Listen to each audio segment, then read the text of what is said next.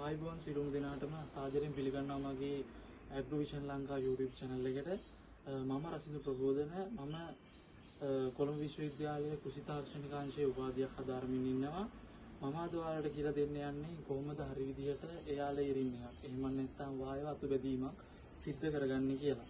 අතු බැදීම සඳහා අමුද්‍රව්‍ය වශයෙන් අපිට පිහියක් අපි තෝරාගත් ශාකයේ පොතුවලය ඉවත් කර ගැනීම සඳහා ඊට පස්සේ රූට් හෝමෝන් එකක් ඒ අඩංගු වෙලා තියෙනවා ඉන්ඩෝල් බියුටරික් ඇසිඩ් මුල් ඉක්මනින් වර්ධනය කරගන්න අපිට ඒක උදව් වෙනවා. ඊට පස්සේ අපිට මදත් එක් කරන ලද කොහොපත්, ඊට පස්සේ ට්‍රාන්ස්පරන්ට් පොලිතීන් කවරයක්, ඊට පස්සේ ලණු කැබැල්ල මෙවන් වගේ දේවල් අපිට අවශ්‍ය වෙනවා. කොහොපත් ගැන කියද්දී අපිට එහි තෙතමනය එහෙම නැත්නම් මොයිස්චර් කන්ටෙන්ට් එක ගොඩක් වැදගත් වෙනවා. මෙම එයා ලේයරින් එක සඳහා අපිට අවශ්‍ය වෙන්නේ මධ්‍යස්ථ තෙතමනයක්. මම ඔයාලට පෙන්නන්නම් කොහොමද හරි විදිහට කොහොපත්යක් හදාගන්න කියලා. ඉස්සෙල්ලාම අපි වතුර ස්වල්පයක් එකට එකතු කරලා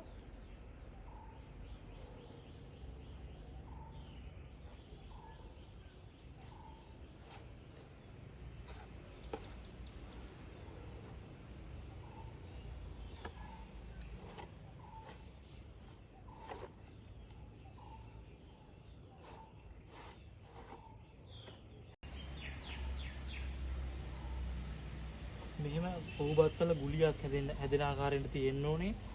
මෙහි මොයිස්චර් වතුර, ඒ කියන්නේ වතුර ඇඟිලි කරුවස්යෙන් යන්නේත් නැහැ. මෙයාගේ මධ්‍යස්ථ තෙතමනයන් තමයි අපි ලබා ගන්න ඕනේ. මම එයා ලේයරින් එක සඳහා තෝරගත්තේ නුග ශාකයක්. ඔයාලා හිතනවා ඇති ඇයි නුග ශාකයක් තෝරගත්තේ කියලා. මම මේ නුග ශාකය තෝරගත්තේ මම ආසයි බොන්සායි කලාවකට. ඔයාලා පුළුවන් මේ වගේ අතු ලබා ගන්න විසිතුරු ශාක වලට පුළුවන්. ඒ වගේම පළතුරු ශාක දුවෝ රඹුටන්, peer, ජම්බු, දොඩම් වගේ ශාක වලට ගන්න පුළුවන්. අපි තෝරගත්ත අත්ත පිළිබඳ කිව්වොත් ඇත්තටම ඒකේ ඝනකම පෙන්සිල් thickness එකක්. එහෙම නැත්නම් පැන්සලක ඝනකම සයිස් එක අත්තක් අපි තෝරගන්න ඕනේ. අපි ඉස්සෙල්ලාම තෝරාගත්ත අතු කැබැල්ලේ අනවශ්‍ය අතු ඉවත් කරගන්න ඕනේ.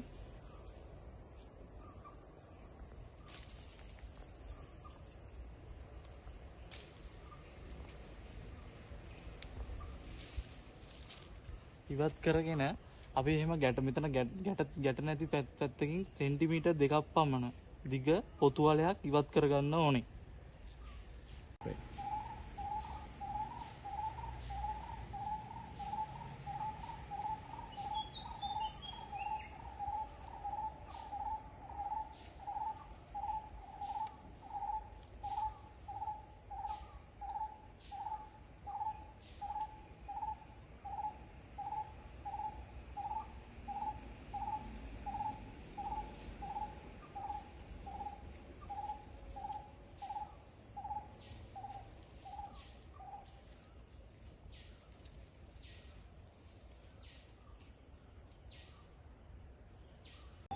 අපි පොතුවල ඉවත් කරලා අපි මේක පොඩ්ඩක් මේ පුර ගන්න ඕනේ.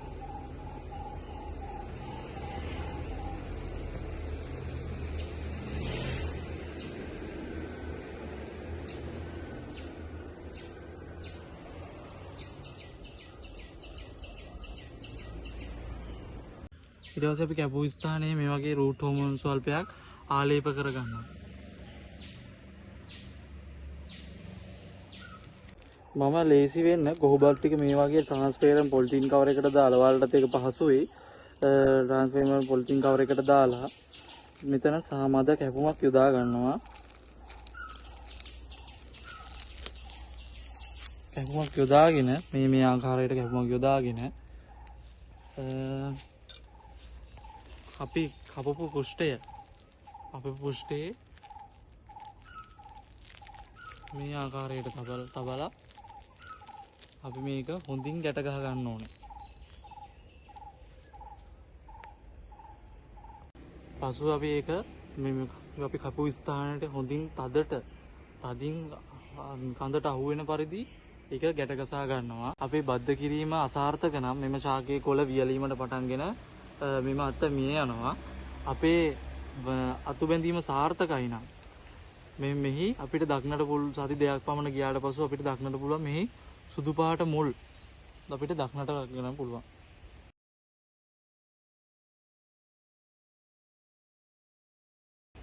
ඔබටත් නිවසේ සිඳවන්න පුළුවන් මේ වගේ අතු බැඳීම්. එහෙම නැත්නම් එයා ලේයරින් එකක් ඔයාලට හරි විදිහට කරගන්න. මේ වගේ මෙවැනි වීඩියෝ මම ඔබට මගේ ඇග්‍රෝවිෂන් ලංකා YouTube channel එකකින් ලබා දෙන්නම්. ඔබ මගේ YouTube channel එකත් එක්ක රැඳී සිටින්න. ඒ සමග මම ඔබෙන් සමු ගන්නවා. ස්තුතියි.